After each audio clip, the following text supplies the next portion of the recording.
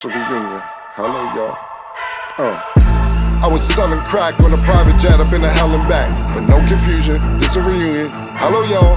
Welcome back. Yeah, Murda here. He counting money. He said, "Cam, man, the hell with rap. I'm only here to shit on niggas and piss on bitches. Welcome, ass. I bought jewelry and bikes, nigga. Black Benzes and white Vickers. Now I'm out here and I'm looking for more chandeliers and light fixtures. Nah. I don't like niggas, what's wrong with me? I'm a hype nigga, but this 44 turn to Michael Jordan. I look and say, take flight, nigga. Welcome back to It Is What It Is. This episode is sponsored by Underdog. The app is an easy way to make some cash just by making picks on your favorite players. Underdog is available in more than 30 states, including California, Texas, and Missouri, just to name a few. Make sure to support the show by hitting the link in the bio and downloading the Underdog app. Use code Mase, Cam, or STAT to get up to $1,000 in bonus credits with your first deposit and a free pick. I'm Treasure Wilson, aka Stat Baby, along with your hosts Mase and Cam, and today we are joined with our analyst Maurice Clarett. Mo was good. Killa was good. What up, y'all? How y'all doing today, man? Mo was good. How you doing, man? Where you at today, Mo? Life is great. Where you Mo at? rubbing his hands. I see In my balls. domain. Okay. That UConn had again. Yeah, y'all was discriminating, so I had to. No limits. Yeah. Mo conveniently wears UConn when the women is in the Final Four. It's mad convenient, man. It's mighty coincidental, man. It's wild coincidental, Mo. It's crazy. Women in the Final Four, UConn had his back out. It's still title child. I represent who's ever winning, baby. That's very valid. Okay, so The background looked good, man. Thank you, man. Hey, just to get it out the way, thank you for the contributions to the stone that you helped me pick out, so you won't say that you didn't help me. Have the stone established for the not for the residents, for the office. So thank you, Mr. Mason Becker. Before you say I didn't give you your credit. I just was saying it looked nice. I didn't say I did anything. I just was thinking It does look nice. Well, thank you. Well, I appreciate your input on the stone for the facility, my brother. super dope setup, Maurice. Okay, so we're going to talk about, the Final Four, March Madness, all that. But just real quick, I feel like we got to start with this. I know we said a lot about Ja and then the finger gun movements, all that. He did get his lick back. He got the game winner versus the Miami Heat. So just in general, Maurice, going to let you go first. What are your thoughts on Ja hitting the game winner, basically going up after dapping up his father? How'd you feel about that moment that he had? Well, I just like any moment where you have anything that's down to the wire, you have guys being competitive, and that's essentially what fans pay to see. I just came back from Indianapolis the day before yesterday, and I had a chance to watch the Pacers play the Hornets, and it was a boring game. And you didn't have this much activity, you know what I'm saying? And you didn't have the theatrics and the entertainment that Ja Morant brings to the game. I'll tell you like this: when I seen him, do the gun motion again, as somebody who's gotten in trouble from guns, I say, you play around the dirt long enough, you'll get mud. I wish he wouldn't play and tease people like that, and he would keep it on the court. And I heard y'all speak earlier this week when Cam was talking about him, and I just wish that he kept his image and his basketball play on the court. And go out there and pursue that and leave all the street shit and stupid shit alone. But I like anything that's going down to the wire, and I like the entertainment, the theatrics, and all that stuff that comes along with sports in general. Nice. Mase? Yeah, I like the fact that he the step back, it looked like a teardrop. It was a good shot. I didn't think it was that crazy though, but I'm happy that he responded with a great basketball gesture instead of using, his fingers, paws to do anything, because right now he definitely got a lot of eyes on him. And I just wish him the best, man. Like Mo said, if you play in the dirt, you probably gonna end up in the mud, But, I don't think it mean a lot beating Miami. Now, if he does this step back against the Lakers, then it's going to mean even more. But I'm looking forward to him doing that, So shout out to Josh, shout out to the family, T Morant, the whole Memphis, you know. And I hope he keeps up the good work just playing basketball. I think if he stays basketball minded, a lot of great things could come out of it. But, you know, just stay away from the gun things. Okay, Cam.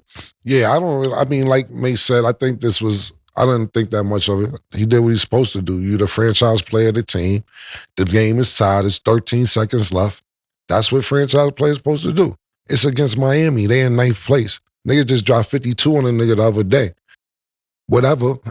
You ain't do nothing that you wasn't supposed to do. Secondly, Mo, you must not have seen the show yesterday. I'll support the guns now. I don't care.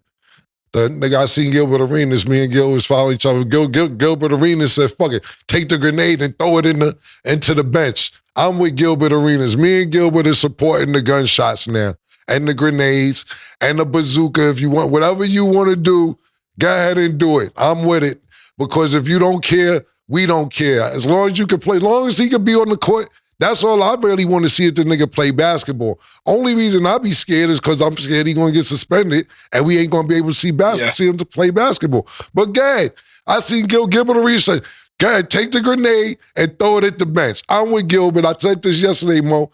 I don't care what he do no more. Now think about this. The NBA warned the nigga yesterday. They said they didn't think that it was harmful, but they didn't think it was appropriate and gave him a warning.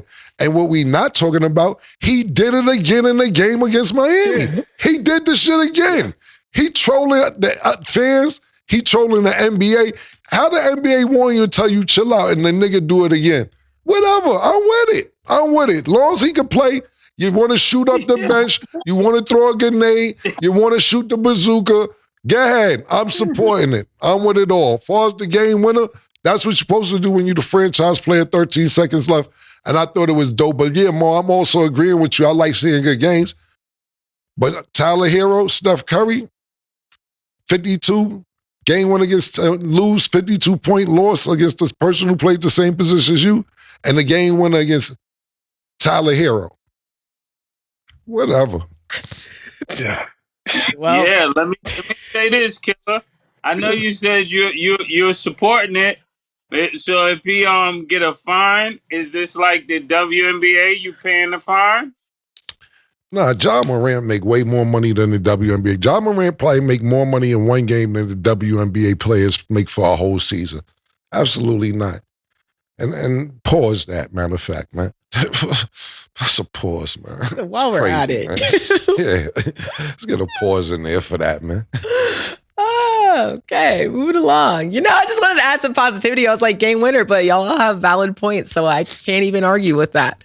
Okay, so getting into March Madness, the Final Four, before we get into the specific matchups, just in general, Maurice, are you feeling the hype around this tournament? Do you feel like it's as entertaining as the matchups last year? How are you just feeling about the, in general, traction around it? Love that. Mase, how are you feeling about the hype, the general traction around the matchups that we have going on for the women's and men's coming up this weekend and tonight? I mean, for the guys, I'm really excited because, you know, home team is there. Florida's in it. You know, I mean, what else did I expect? I think it should turn out to be a great Final Four. I'm looking forward to it probably being Duke and Florida playing for the championship. That would be really great. But when it comes to the girls, I'm rooting for UConn, and I'm looking forward to them getting back to the promised land. I know many people think that it's just a foregone conclusion that Don Staley and the rest of them are gonna win the championship, and that should be what happens. But I'm gonna go ahead and root for UConn at this time and Paige. Okay, and then Maurice, just in general, how are you feeling about the hype around the matchups for men's and women's? Do you feel like it's as entertaining, or do you feel like it's not? What are your thoughts there? Well, of course, you know, I'm rooting for the women when it comes to UConn. Paige is basically taking that slot or the spotlight that Caitlin Clark had last year. You know, before her injury, she was projected to be the next Caitlin Clark. You know, all the hype with the Gatorade deals that she had and just the phenomenal freshman season that she had. she was looking to build upon that. So I would like for her to go out here and for the UConn brand, for them to win and have a championship back in Titletown.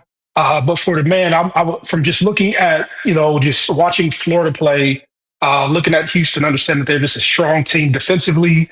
I've never seen Auburn, but I've watched Duke. I think Duke is the favorite.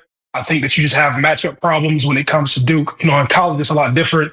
You have one player who can make an entire difference in the game, and the trajectory of the tournament is going in Cooper Flagg's way. So I think that Cooper Flag and the Duke Blue Devils will reign supreme at the end of the season, and I think UConn will end up pulling it out and upsetting Don Staley and them down the road. Yeah, listen, man. This speaks volumes to the committee, to be honest with you. I'm talking about the committee that does the seedings. Every year is some teams mad, like, yo, we didn't get the 1 seed. Why are we seeding number 8? They be so mad at the committee every single year. And this is just, to me, credit to the committee, because you have 4 number 1 seeds with the men, and then you don't have 4 number 1 seeds, but you got to think about this. USC was a 1 seed and Juju's not playing. So you could have had potentially 4 number 1 seeds with the women as well. And I want to give the committee credit because they take a lot of slack when it's time to seed for seeding. As far as the men is concerned, listen, man, everybody's Cooper flagged out. I see what he's doing. He's an outstanding talent. But Auburn and Bruce Pearl and them dudes been doing their thing all year. I'm not sure exactly who's going to win this game. I mean, the Final Four. But you have 4 number 1 seeds. If I have to pick today, I'm going with Florida. Florida looks really, really good as a team. Yeah. I like Bruce Pearl a lot as a coach. That's why I'm kind of rooting for Auburn. And I definitely like what Duke is doing. Houston's nothing to sneeze at. Hey, listen, this is a great Final Four for the men. But if I had to pick, to give you an answer stat, I'm going with Florida. As far as the women's concerned, I'm rooting for Dawn Staley, but they don't look dominant. When I watched their last 2 games, and they won those games not because of the talent on the floor. They won them games because Dawn Staley is an outstanding fucking coach. She was taking players out, playing players in that I was saying, nah, you got to put her back in. She did an outstanding job, but they do not look dominant at all. Not at all. My pick for the championship is the number 1 overall seed, and that's why I'm wearing these colors today, UCLA. Nobody could fuck with Lauren Betts. Lauren Betts is a fucking problem. There's no player right now that's left in the tournament that's better than Lauren Betts. Only problem is she got to stay out of foul trouble. She's too big, she's a bully, and she's a problem. If I have to pick somebody today, I'm going with UCLA. Nobody left in women's college basketball that's playing is better than Lauren Betts. I'm going with UCLA to win. Okay, solid takes. And then just in comparison to this year versus last year, Maurice, I'm going to let you go first. Which do you think is more entertaining, the women's matchups or the men's? Because I know last year we were talking about we're all in for the women's. Like, obviously, they had a lot of key players that were very entertaining to watch. Do you feel like that same energy is there for this year? Or do you feel like, that change has happened and it's going to kind of be hard to kind of pick that momentum back up like they had last year? What do you think, Maurice? No, I think what they built on last year with Caitlin Clark, Angel Reese, and to Cam's point, and what they had going on in South Carolina, it was just great storylines for women in general. And the things that Caitlin Clark was doing last year have brought a bunch of attention. The things that Angel Reese was doing have brought a bunch of attention then for South Carolina to go and win it. It was just good stories. And I think this year you picked up with Paige, you picked up with Juju. The girl, what is her name? Lauren Betts from UCLA. I think that you actually have momentum around women's sports in general. And I didn't know the woman's name, but I've seen her everywhere. And thanks, Cam, for letting me know her name. But I've seen her be like a dominant force through highlights and everything else. Right. And so I think like the women's the women's game is in a good place. I don't know who comes after this, or I don't know if these women's. I know Paige may leave, but I don't know who comes after these women in general. But I think the women's game of basketball, due to all of the success that Caitlin Clark and Angel Reese and Flautin J and all those girls had, I think it's in a great space. And I think Dawn Staley is a great representative for college basketball in general. For the men's, I was happy last year because we were winning. And no offense to these guys now, I just stopped paying attention once we lost. But in somehow, some way, I just think that I don't like. I ask myself this: do we care about the women more because they stay around longer? You end up watching their careers and you become fans of them. But when it comes to men, if you're a good player, if you have potential and you could develop into something, most of these guys leave. So I think more of the emphasis, even when you hear Cam talk, is around the coach rather than the players. And it's around coaches doing a good job and the coach being the personality of the brand and Rick Pitino being the personality of the brand and taking older players. And so I have less interest just because I don't know the kids' names outside of Cooper Flag. I just wish UConn was in it. That's it for the man. And I think that's all I'm trying to say. Wait. Before we go any further, did we just hear Cam say he's wearing the baby blue because of UCLA? We can't let that slide. Why can't we, Mase? Why can't we? Crazy. Bro, you know how much Cam talks about me for jumping from team and now me having on that color stat? I know you're not kidding.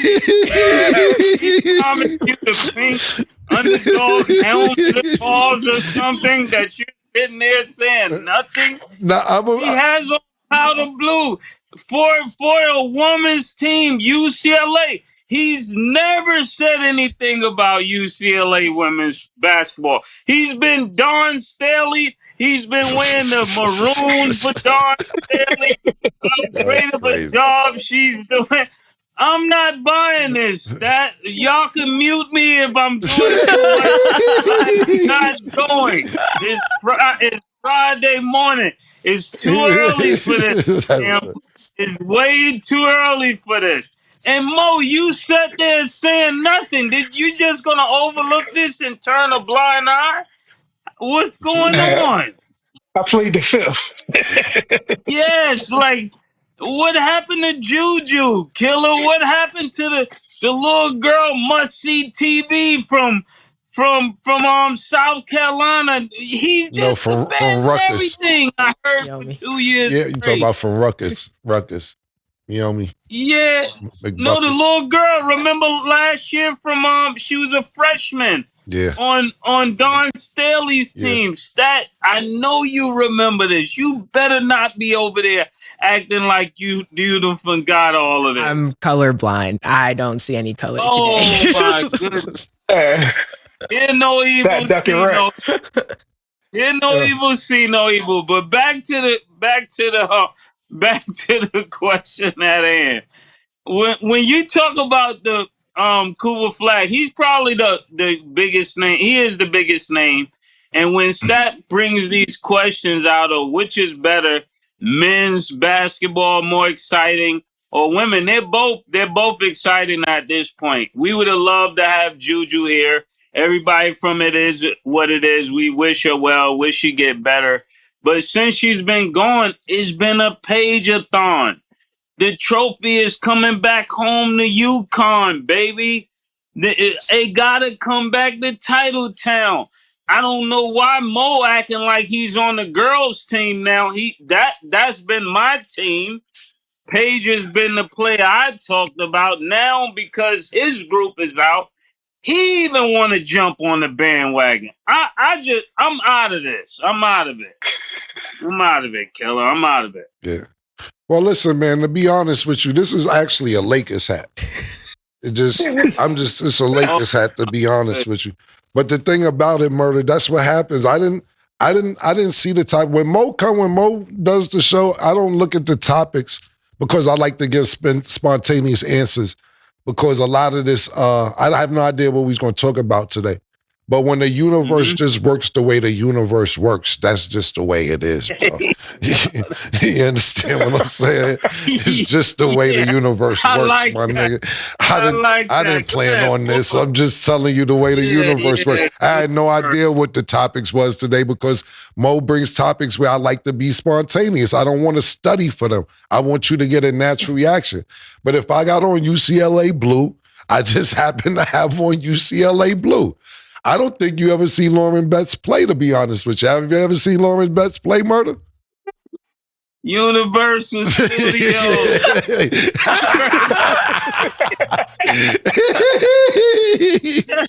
That boy good. Just saying. That boy good. Universal Studio.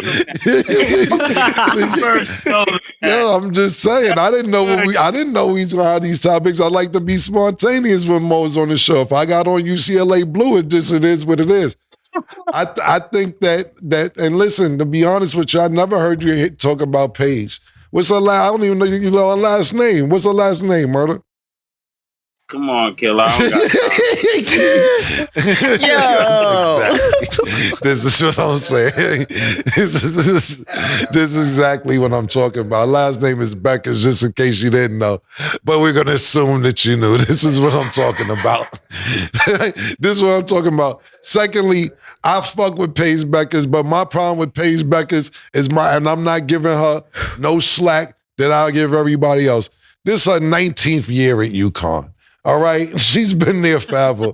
How many damn years does she get to play? She been there COVID years. She get hurt, get to step out because red shirt, because she hurt, come back again, get 40. Last year, she's actually holding up some shit talking about they're going to, I don't know if it was retired, no, whatever it is, she's holding up a plaque on senior night, 2024 on senior night, when she should have been a senior the year before that, but then she's senior night last year talking about, I just want to let y'all know because of red shirt, COVID, I still got year eligibility and I'll be back. Nah, Paige don't get no props from me. Now, she busting ass, absolutely. She had a 40-point joint in the semi, and before to get in the Sweet 16 or the Elite 8. Sweet 16, yeah. Okay, whatever it was, she had 40 in the tournament. You should be. You're playing against little kids, Paige, your old ass. Fuck is you talking about? I don't give these players, these 6-7 year players, no damn credit. If they be in the system, congratulations to you. You're old as fuck playing against these little girls. You get no credit from me, my nigga. You should win, to be honest with you. They should be winning. They should win. Caitlin Clark busted ass last year, sent her home. Anyway. Yeah, she's 23. Yeah, well, Going on 24. Exactly. That's my point. You can't be 24 when I grew up and be fucking playing. Anyway, back to answer the question. Look, I agree with Mo. I think we're falling in love with women's college basketball. At least I am. I can only speak for myself. Because they do stay around longer, Mo. I totally agree with that. These niggas that's good is not staying around. Imagine Cooper Flagg staying 4 years. They would call him all type of idiots. You dumb motherfucker. What the fuck are you doing staying for 4 years when you're going to be the number one pick after your first year? Great players these days leave, as far as college is concerned, leave to go pro. And then what happens is with men's college basketball, if you stay 2-3 years or 4 years, you're considered not to be as good because they're like, why didn't you leave after 1 year, 2 years? You should be able in the NBA. Then you consider older. So you don't get familiar with the college player that's really good. Back to what you also said, Mo, was a great point, is that what Rick Pitino is doing, I like what Rick Pitino is doing. I guess he tired of dealing with NIL and young players wanting this and that. And he said he's not going after any more young players. He's probably going to get kids out of JUCO or different places that's older, that's not looking for the bag to get a bag and get out of there. And what's going to happen, in my opinion, is there's so many good players in junior college, bro, that just didn't pass their SATs or didn't meet the requirements academically. And they're really, really good. I can name a list of people just in the Texas Eastern Conference conference that I played. Well, I didn't play because I got hurt and I ended up redshirting, and then, the rest is history. But I'm just saying, the conference alone has Steve Francis in it. It has Sean Kemp in it. When I was going there and looking back on it, was like 11 NBA players that came out the Texas Eastern Conference to junior college and went on, if Steve Francis went to Maryland and everybody else transferred. And if Rick Pitino executes this, these kids are going to be in trouble because you're going to be playing against niggas 21, 22 years old, 23 these days, 24 possibly. And then you're going to be 18 and you're going to be good, but these niggas are going to be grown men and they're going to have a problem, and they're going to have a problem with you thinking you the shit. As far as the women's concerned, back to the women, Yeah, like you said, Mo, they stay around. Think about this. If this was men's for women, if they did women like they did men, Juju would have been out the first year. Caitlin Clark would have been out the first year. Angel Reese would have been out the first year. We get to see them stay for 4 years because not only that, they're getting endorsements with NIL that they eat. And they're like, okay, we can stay in college. We don't need to go grab that money from the NBA because, no disrespect, it hasn't got to the money where women are comfortable. They might be making more in college than they making in the NBA, depending on who you are as a superstar. Okay. Go ahead, Maurice. Yeah. Yeah, I want to say two things. One, 100% they're making more money in college than they will be in the WNBA just because you have larger college fan bases. And you have, 60, 70, 80,000 people showing up to college arenas or whatever it may be, watching these kids play college basketball. Not 60, 70,000, maybe like 10, 12, 13, 14,000, whatever it may be. And so they get better endorsement deals and they have more marketing ability from these universities than what they would be if they went to a WNBA team. That's one. But the second part, this is the same thing in football too. And I just noticed from being back and around at Ohio State, they would rather go get a player who's played, and I'm speaking about offensive linemen in particular with this, coaches would rather go recruit or get somebody who's played 40 starts. And so their benchmark is like, hey, can we go get somebody from a smaller tier school who's had 40 starts to bring to our team and transfer in rather than take this kid who was 18 with potential and we don't know if he'll be good or not. And so it's not just going on in basketball. Basketball is a little bit more notable because it's a lot less players, but it's the same thing with football. They're doing the same thing with football players and they're not going to high school kids. All that, if you had, a bunch of potential and you were just a big kid and you happen to land on the campus, that's a lot less likely to happen. They would rather filter you out through some of your mid-majors or some of your lower level schools. And so just so people know when football season come around, you'll be having the same conversation. Okay. Real quick, I just have to add before we move on. Dang, you just tried the heck out of Paige Bueckers talking about she old. And it's like, I can't even be mad because Cam would keep the same energy for the men's because we had this whole conversation with the dudes in Miami doing the 5th year. But Paige did have a lot of injuries. She finally got back healthy. I have to stick up for her in this situation because she's still a great player. She's broke a lot of records. And overall, she's a nice human being. I have to put that out there. We're not going to make it personal. But I'm just saying, do with it, yo? Because damn. I never said she wasn't a nice human being. No, I know. That's why I said I'm making it personal, but she is still a great overall player. I know she's older. I get Juju that. Watkins is 19 years old. She's a teenager, yo. Yes. She's a teenager, yes. yo. And everybody's stories are different. But in this instance, obviously. I'm just going to say, damn. Yeah, obviously it's very different. You cool with it because you got a 37-year-old nigga in the University of Miami coming in to play this season.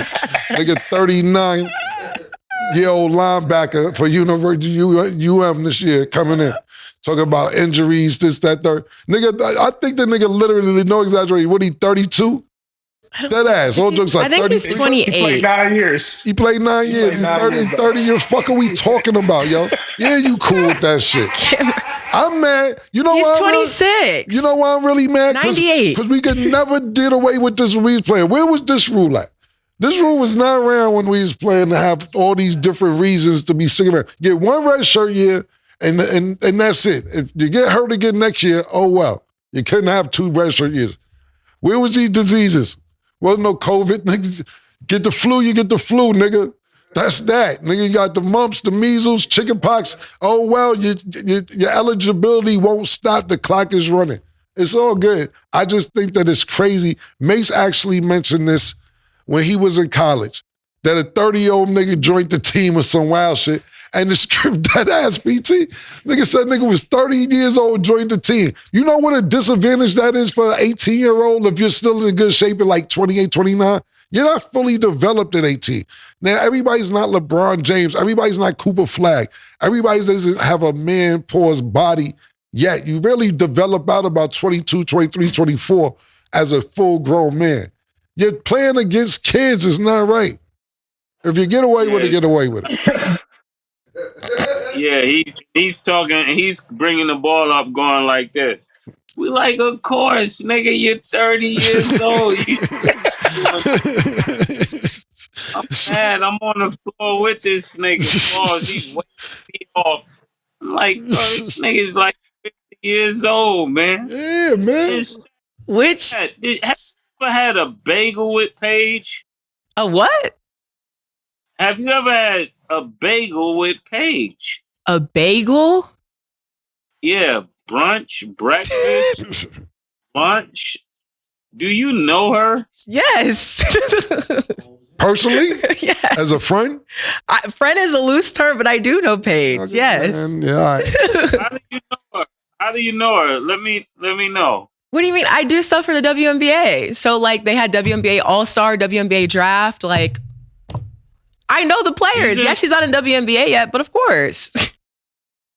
I'm just making sure, you know. No, man, now I gotta ask more. Maybe like y'all hung out before, you and Paige? I've hung out with a lot of players before. I just asked the question, Stat. Yes or no? Did you and Paige hang out together? Yes. Your comment is null and void. That's not true because we comment on people that we've all hung out with before. But I'm just saying in this instance, say that she's old. She's only 23. A lot of even football players, when they go to the league, they're 22, 23. Yes, I understand a fifth season. It sounds crazy. But in this case, I just... See, my thing is, feel like Murda called me out for my relationships. Me and Mo was actually on the show last week saying that we biased for certain people.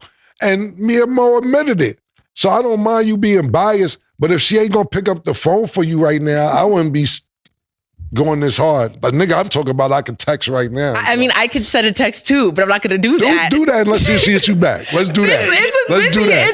Let's do that. Text her right now. Time. Text it's her right tournament now. time. Yeah, all right. That's it what is I tournament thought. time. Nigga sent me back to the championship. I'm just saying.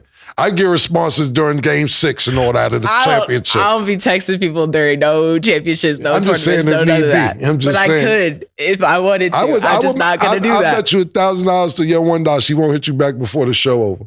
That's in like, okay, time-wise, yeah. Why are we doing that? I'm just saying. I just had to throw that in there because I just feel like 23 is not that far off. 26 and above, even 25 and above, yes, it's pushing it because we had a kicker on Miami who was like 30. It's OD because why are you 30? Mace made a great point. I think because I know that, and you guys, I like that you sticking up for your women friends and all that. But Mace made a point. I don't know, a couple weeks ago. I don't know how long ago it was, and it's dead serious when you're an athlete. 1 year matters. 1 year matters, especially in high school. I always say, if I had 1 more year in high school, you know what I do to these niggas? So if 1 year matters, 2, 3, 4, 5 years don't matter. 1 year matters. It matters. I swear to God, I used to be, when I was graduating from high school, I was like, damn, if I had 1 more year, you know what I would do?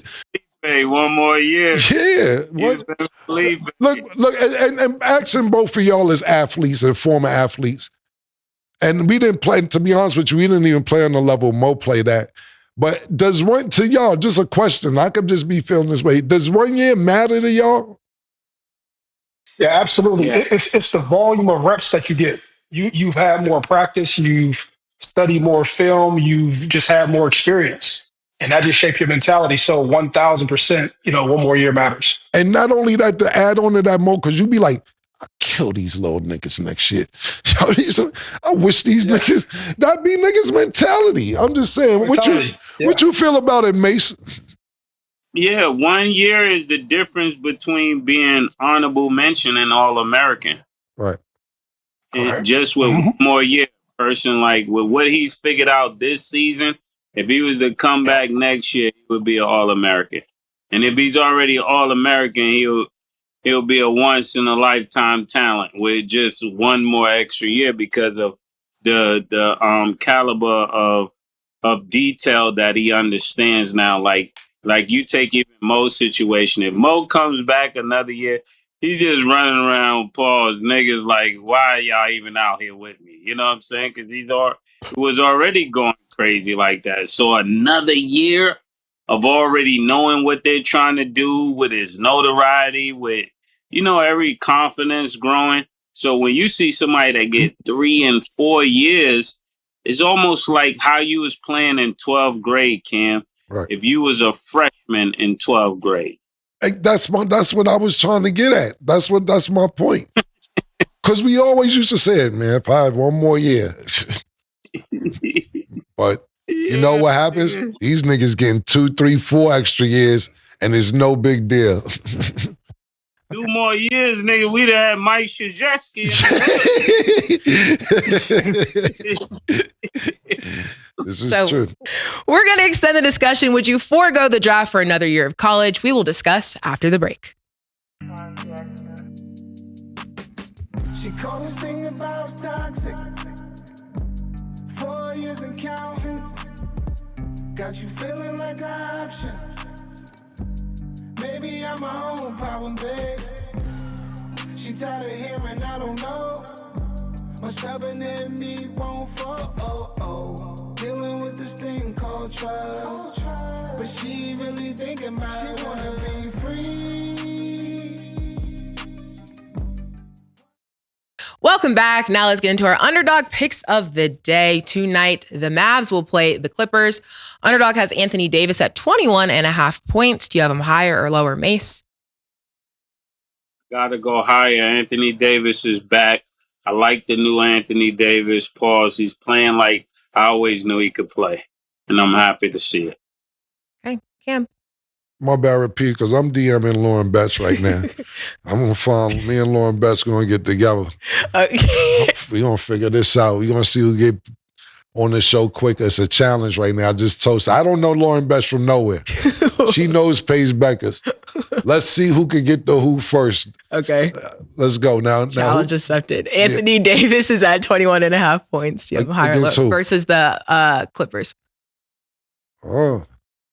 Clippers is my sleeper team. Listen, the Clippers, now listen, we know OKC is favorites right now, but Clippers looking like they may slip in that 7 for 8 seed. I don't know if I want to play the Clippers in the first round.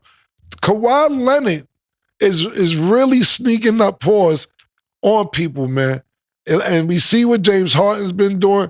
Listen, man, the Clippers need to be like, what's that name? Norman Powell? Norman Powell be in the gym. That's what I'm trying to say. Before the season started, Norman Powell be in the gym out here. So I seen Norman Powell knocking these shots down right before the season started. I'm like, these NBA niggas, they just be gunning. They have to. But I ain't know Norman Powell should have been All-Star this year that just passed. He's kicking ass, man. Yeah. He from out here? All right, well, he be out here. I seen nigga right before the shit started. Anthony Davis is definitely looking good. I agree with Mase. 21 points, you said? Yeah, 21.5. Yeah, see, the problem is, why Underdog is slick with this? We don't know if Anthony Davis is going to get hurt. He got hurt last game and just ended up still playing this shit. I don't even want to joke about it no more, for real, because this got to be the worst luck ever. And for a nigga that's this good, I ain't going to say ever. There's been a lot of niggas. We got niggas who's just Brandon Roy, a bunch of niggas who can play. More of the story is that's tough because Underdog knows something. They know something's going to happen because 21 points should be a given for Anthony Davis. Go higher. I'm going with Mase. I'm going to go higher, man. Okay. Kawhi is at 33.5 points, rebounds, and assists. It's another good one, man, because Kawhi averaging right around 20, 21 points. He letting Norman Powell and James Harden basically do what they do while he's working his way back in the system. But he's due for one of them 30-point nights. And I know this is points, rebounds, and assists. I'm going to go higher. Okay. Mase? I'm going to go lower. Pause. I think he'll get right just under that number. Okay. And James Harden is at 9.5 assists. Do you have him higher or lower, Mase? Higher. And matter of fact, I'm gonna change that last one to higher because now that I thought about it, it'll probably be like Klay Thompson on him, so he definitely will get that number. What about the next pick? What's high. James Harden 9.5? It's a good one. I'm gonna go lower. James been boogieing. He been scoring, second leading scorer on the team. Okay. Make sure you guys download the Underdog app and you can make your picks too. So kind of like Maurice was saying before we went to break, how he was saying you can make more money in college than basically going to the draft and going to the WNBA. So there's like a big story right now that kind of like shook up the draft boards because Notre Dame's Olivia Miles, she was the projected number 2 pick in the WNBA draft, which is obviously coming very quickly. She decides to forego the draft and enter the NCAA's transfer portal. She's using her 1 year remaining of college instead of going to the draft. So Maurice, if you were in her shoes, and I know money is like a big part of it too, would you go second overall in the draft or would you stay in college for another year? Oh, money is the only thing with a situation like that. And it's really just mathematics. And I don't think I explained it well the first time, but these WNBA teams don't have fan bases, so it's hard to get products or anybody to align themselves with these kids once they go to the WNBA to actually pay them for something. Because they don't have the commercial visibility. You don't have them on commercials. You don't do anything locally throughout the community. And for the most part, the only value is actually them playing on the court. And they make a lot less playing on the court than what they do in college. There's another factor that people aren't realizing. Next year, the NCAA is doing revenue sharing with college sports. And so this girl knows that she's created value for herself. And I'm pretty sure that she has a manager or an agent. And they'll say, hey, after this year, you can go and be second pick overall the next year, but you have more earning potential because you'll be of some value to another college somewhere. And so I would 100% stay. These women have large fan bases. We just went here and gave you an example of how the women's sport in college has increased just from your Caitlin Clarks, your Lauren Betts, your Paige Bueckers, and all those other people. So I would say just because women college basketball is a lot better than WNBA basketball. Hey, Mase. Wow. I mean, it's too much money they're getting in college to actually entertain the WNBA right now. Before, people used to rush to the league because it was their only option. Mm-hmm. Now, with the type of money that they can make, it's almost like the WNBA is like, I'll get that when it's time. But for now, I'll put all my focus down here. I think if I was her manager, I'd definitely be trying to get her into a bigger market. Even if she's gonna stay another year, it would be great to be in LA. It would be great to be in California. One of those top 10 cities. The Texas. I meant states. The Texas, the Chicago's. Illinois. The top 10. Yeah. Hey. That could give us way more brand visibility.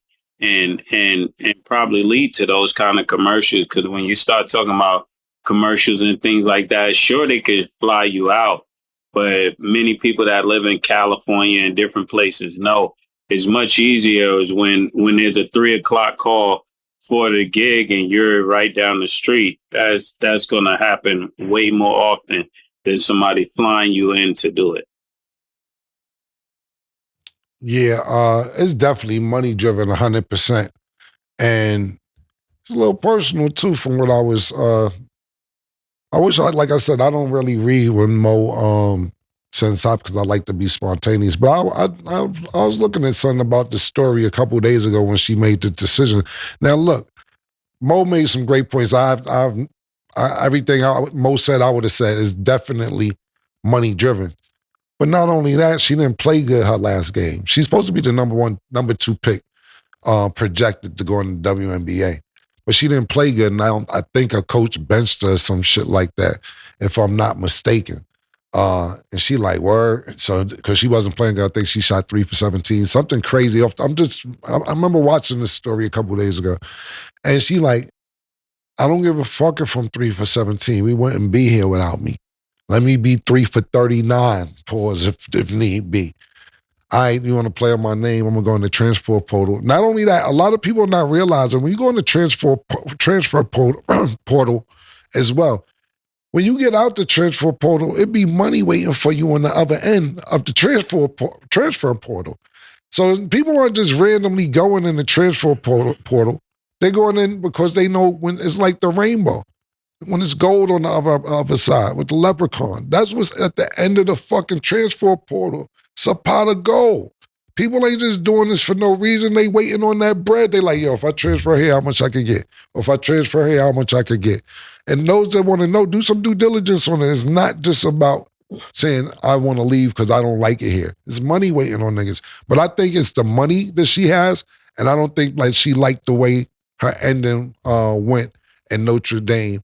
And so she's going back to prove a point to everybody like, yo, I am that nigga, and potentially try and win a championship depending on where she goes. But it's the money more, I agree. But something, and I can't remember exactly off the top of my head, something didn't go right at the end of that game, and I know she played poorly, and she may want to redeem herself next season. Okay. But yeah, definitely should. Yeah, Go ahead, Mase. That's actually something that old school coaches used to do, is try to bench you to make you do an extra year. They got to stop people by doing. That's the old nigga tactics, and no woman should be doing that. I don't like that. Mm-hmm. Okay. And then moving along to football. So a picture of Kyle Shanahan is going viral, showing his transition from when he started coaching to now. We always talk mainly about the pressure on the players, but Maurice, how do you think the pressure is for a coach? And then what was your reaction to seeing that transition for him? Yeah, that nigga stressed out. He's heard the rumors, just like everybody else. It's only so long that you can make it to the big dance or keep on making it to the finals. And you keep on, not the finals, but I'm thinking about basketball or the conference finals, and making runs without actually getting it done before you start to feel that pressure from ownership or people looking at other younger coaches the way they looked at you when you were just a young guy coming up. In this business, the business of sports, it is the what have you done for me lately deal. And people will let you get away with excuses year 1, year 2, year 3, year 4. But once people have assembled teams for you, they've made trades, they've given you all the things that you wanted, you then have to deliver once you have all the resources. And I'm pretty sure, at night, he probably sits up and says, man, can I get this thing done with the players that I have? And stress, wears on you. And somebody caught him at a bad time. And, when he first stepped in the league, he was young and innocent and happy and joyful. But the old saying is heavy is the head that wears the crown.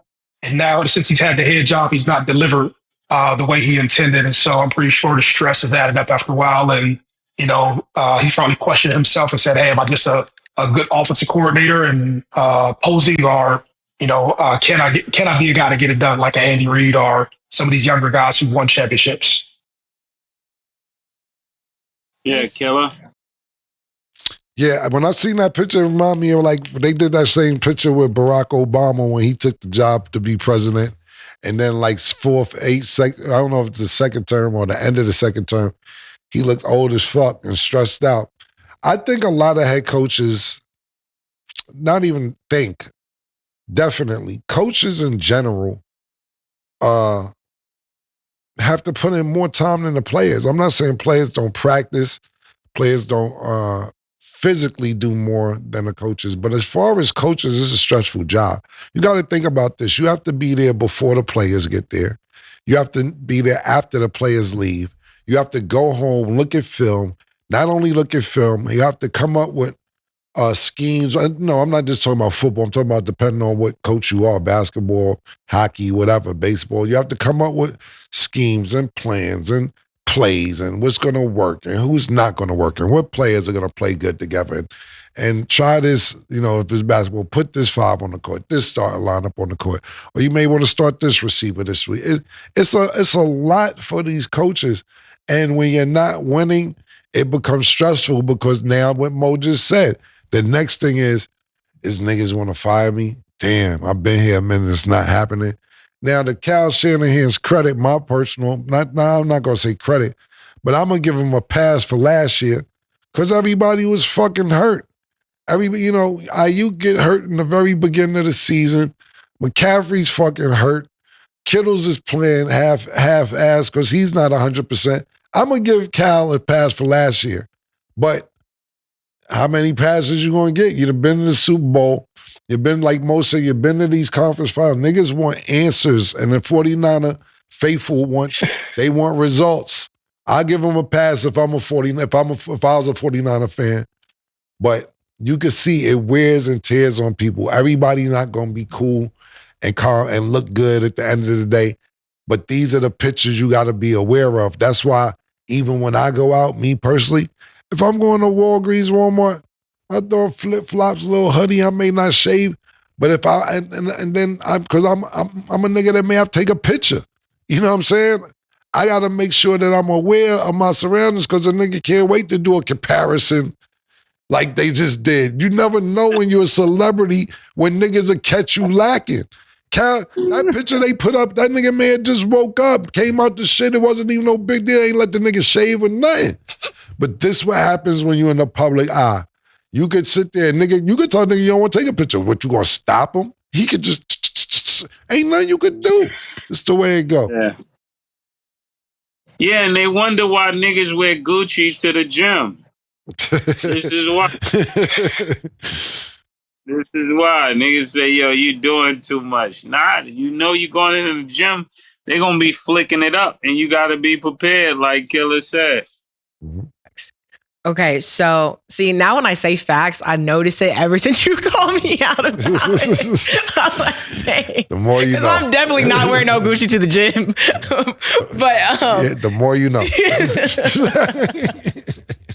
But just in general, because now I'm curious, like if you guys had to put yourself in like a coach's shoes, what's a team that you're like, yep, that's the team that I want to coach for? And on the opposite end, what's a team that's like, nope, like this is the team I would not want to be a coach for? Maurice. I want to coach for the Raiders. Oh. Just because the Al Davis family, yeah, they take niggas like me. Pause. Yeah. But yeah, that fit my brand. And no, Jerry Jones. I wouldn't want to fuck with Jerry Jones. I wouldn't want to do all that. You know, I would feel like I'm a slave if I was around him. He still got like slave owner vibes, so I wouldn't want to be around that. Yeah, I like that. That was a good one, yeah, Mo. That was real good. That was like quick, like you knew. Yeah, that was perfect. That probably be all of our the Raiders, or what's another good team to coach? I think Kansas City will be a good team to coach because you got all the talent there. You can't mess that up. And a team I wouldn't want to coach is the Miami Dolphins. And I say that because it's hard to lose in a beautiful city. Like it got to be depressing when you're not that good and you're in the most poppin' city.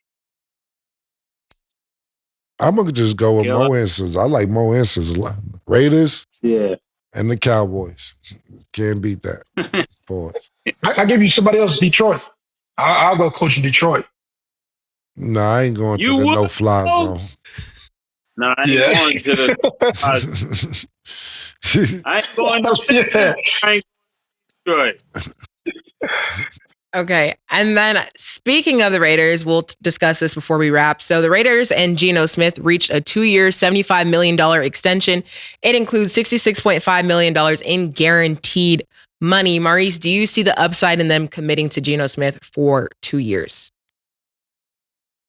Yes, it's stability at the most important position on the field. To me, the quarterback is the general of the team. He makes the franchise go. He's the personality of it. But when I seen this, more than just a contract, man, I think this is a huge lesson. Geno Smith, when he first came out and he went to the Jets and things didn't work out for him, that was almost like a decade ago.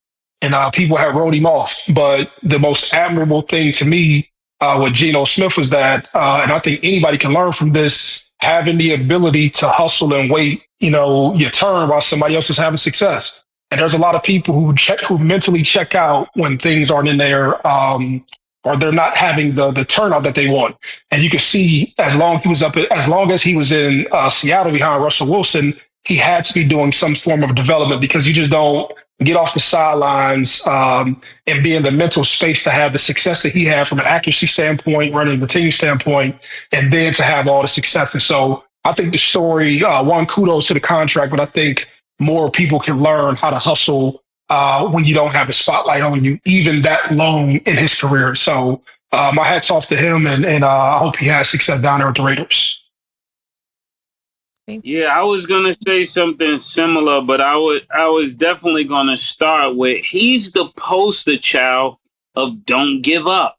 Right? If Yeah. you keep going, the law of persistence says that you could run into your best outcome.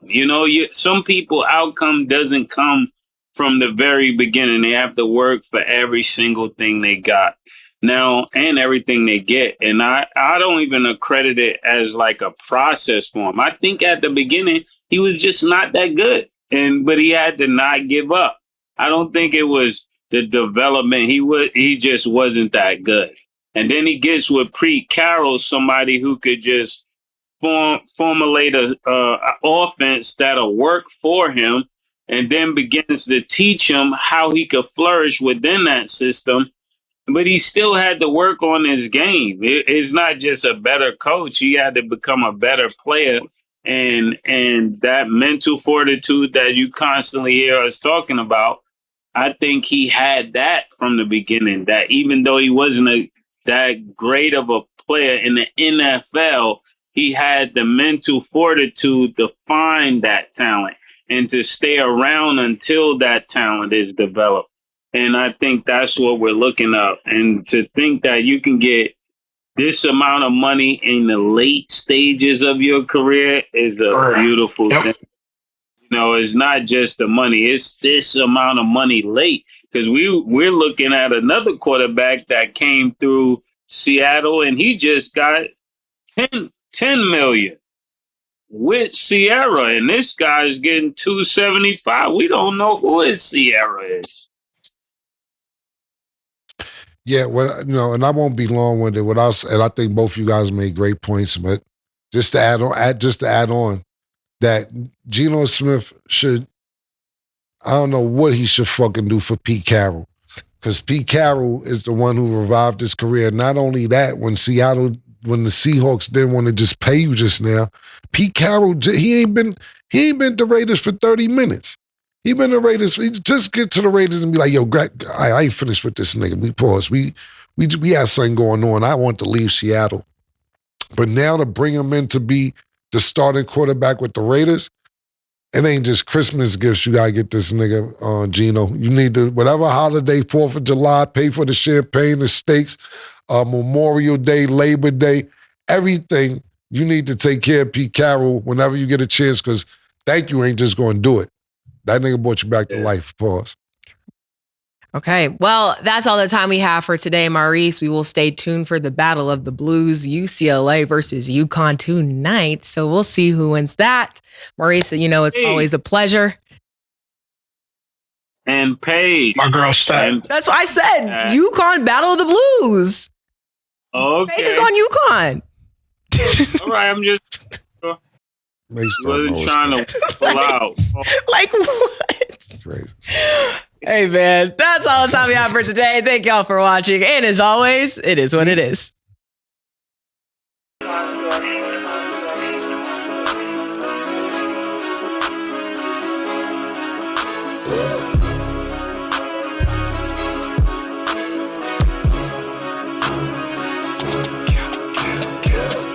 What you want, nigga? Everything, nigga, super size. Too